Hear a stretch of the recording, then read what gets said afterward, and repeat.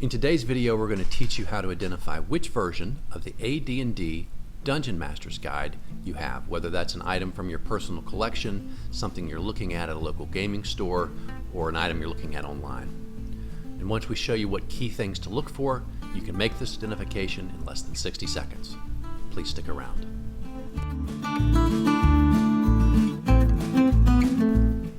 I'm AZ Mountaineer, and we're back with today's video, another episode of What Is It Wednesday, here on our channel, Old School Rules, where we celebrate the community of old school gamers and grognards who like classic RPGs, miniatures, magazines, and everything that goes with it. On the What Is It Wednesday series, we take a close look at a particular item so that you can identify which version, edition, printing of that book you have, whether it's something in your personal collection, at the local bookstore, or something you're considering buying online. This week, it's the AD&D First Edition Dungeon Master's Guide. We hope you enjoy the video. So today we're looking at the AD&D Dungeon Master's Guide. The prior video was the Player's Handbook, which is probably the easiest of the three core books to identify. In some ways, I think the Dungeon Master's Guide is probably the most complex. There are a lot of different tweaks, in the monster manual, but here there's a lot of similarity, and there's a lot to you have to keep in your memory in order to do these identifications, rather than things that you can really necessarily see easily when you start looking specifically at the books. 12 versions. The first and last you can identify by the cover, and the rest require other types of details. So you have the very first printing's cover. Then you have this cover, and we'll talk about what the subtle differences are, which stays the same all the way up until the very last version of the book, which has this, again, slightly different cover. Key places to look on the front, the words Advanced Dungeons and Dragons, or D&D, up in the corner. And again, that really only helps you know a first or a last, and then the rest are all going to look the same. The same thing with the logo. That wizard logo is there for all but the last printing.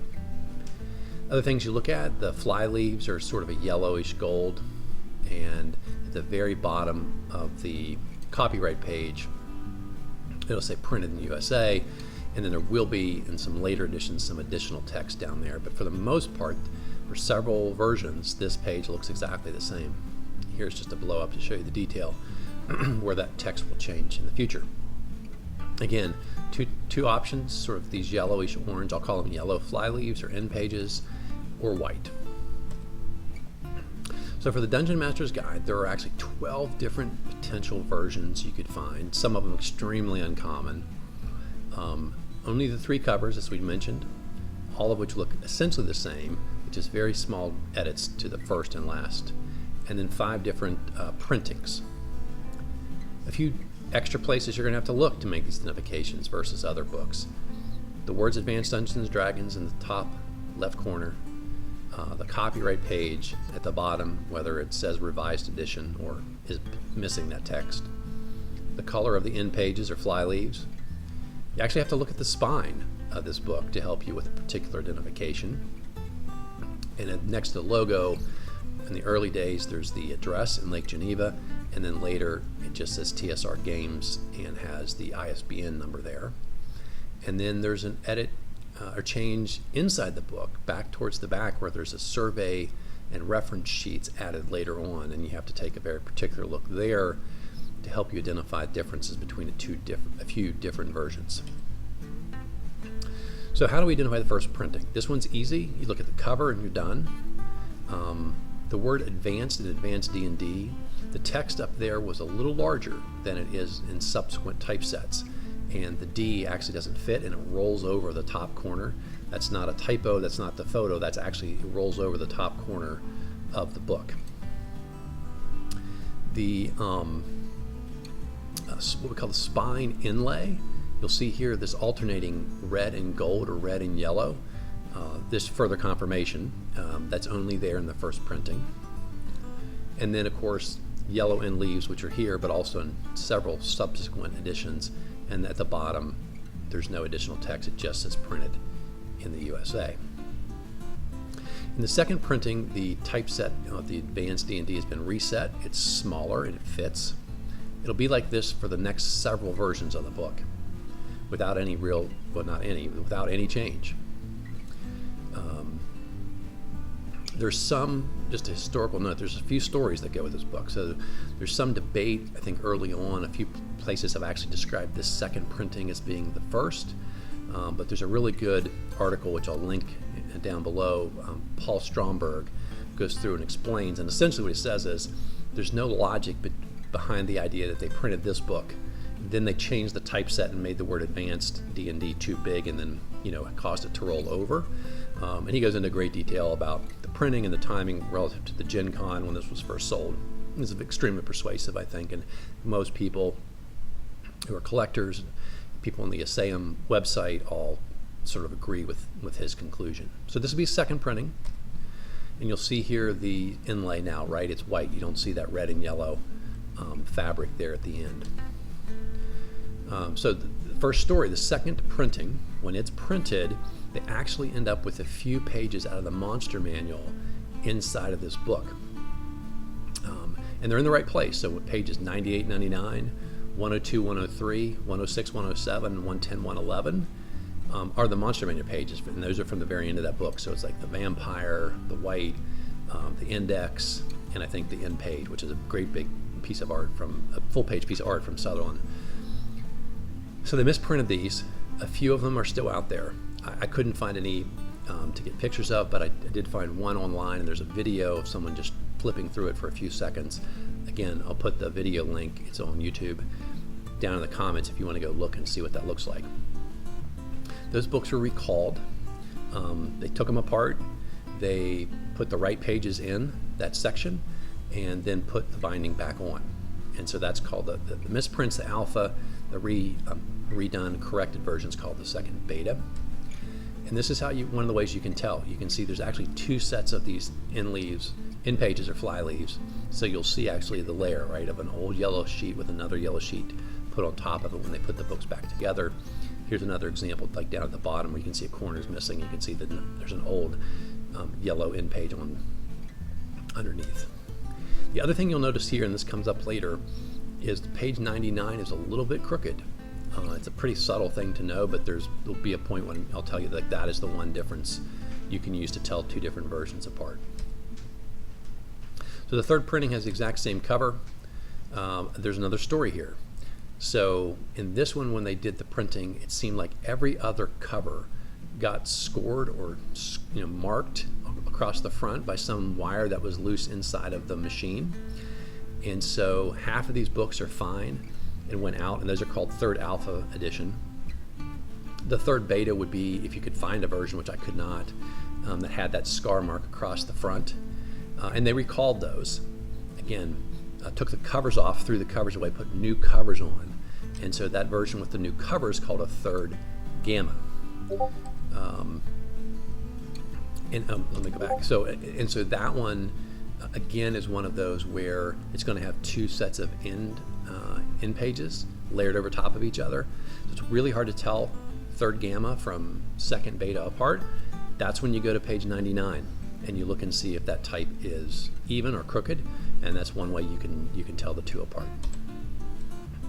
The fourth printing is fairly boring. It's they printed it normally. The book's the same as the third.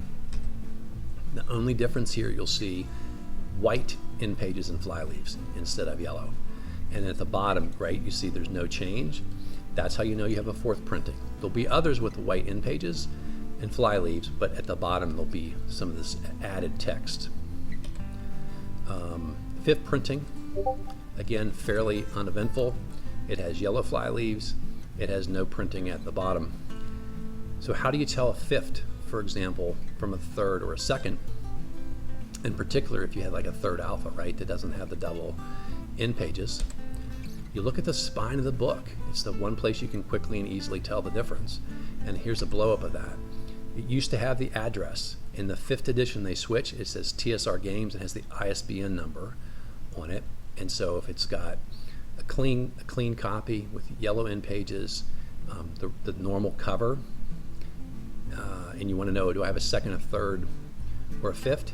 You go to the ISBN number on the spine, and that's how you can tell. Sixth printing, several changes occur. There are actually 3 versions of this book. You'll see there's new text here at the bottom of the copyright page, and that's the first clue that you've got a later edition, and here's a blow-up. You see again, as we talked about in the other books, this is now says distributed by Random House, revised edition December 1979, and the edition of the ISBN. So to explain the 3 different versions. The 6th alpha, the first 6 printing to come off the line, had the yellow end pages. And another edition here, inside the book, back towards the back, survey form and reference sheets. And initially those reference sheets are perforated so they could be taken out for easy use. In the 6th beta, you now have white end pages, but still the survey form and reference sheets are perforated. And then finally in the 6th gamma, white end pages, the survey form is gone, and the reference sheets are no longer perforated. So what does that look like? Here are those reference pages, and then again here's a close-up of that page where it indicates to you this is perforated, so you can take it out, have it at the table with you. And finally the 7th printing, it's another one. You see the cover, you're done. They with all of them, right? The last hardback, it says Advanced D&D, and then under it Adventure Games, and that's how you know you have the last edition. You also have a different logo, which is the Wizard in the Moon TSR logo. It has white end pages. It has the standard text at the bottom now, Random House, revised edition, ISBN number. So if you made it here to the end, again, this one you probably have to watch a couple of times. You may actually want to get this chart and print it out.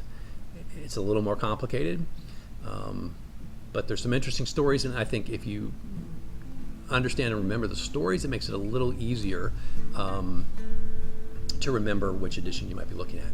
I gotta say, when you look online, the DMG is the book that is really often misunderstood by people who are trying to sell it.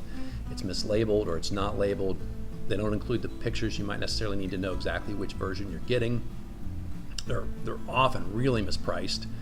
You'll see, I just the other day, you'll see a 4th edition way undervalued. You'll see a 6th edition for $300 because somebody thinks it's a 1st edition, So this one, if you're a collector and you want to make sure value is aligned, you really do need to understand exactly which book you're looking at.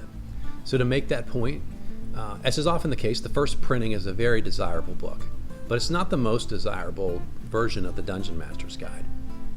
If you can find a 2nd alpha, which is the one that has monster manual pages in it, or a 3rd beta that actually has that scored cover, both of those books are extremely rare. And for collectors who want to have everything in their collection, those are going to be much, much more desirable, highly sought after books than even a first printing.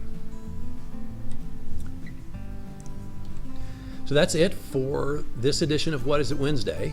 I hope you enjoyed the discussion of the Dungeon Master's Guide. I hope it was helpful in showing you exactly how to identify your books. And if you're buying or selling, it also shows you the kind of pages and photographs that need to be included so that someone can make an accurate determination of what book they're buying so they understand the relative value. Okay, that's it. I hope you're enjoying the video. I hope you're enjoying the series. I'm looking forward to doing more in the future. And until next time, my friends, keep rolling 20s.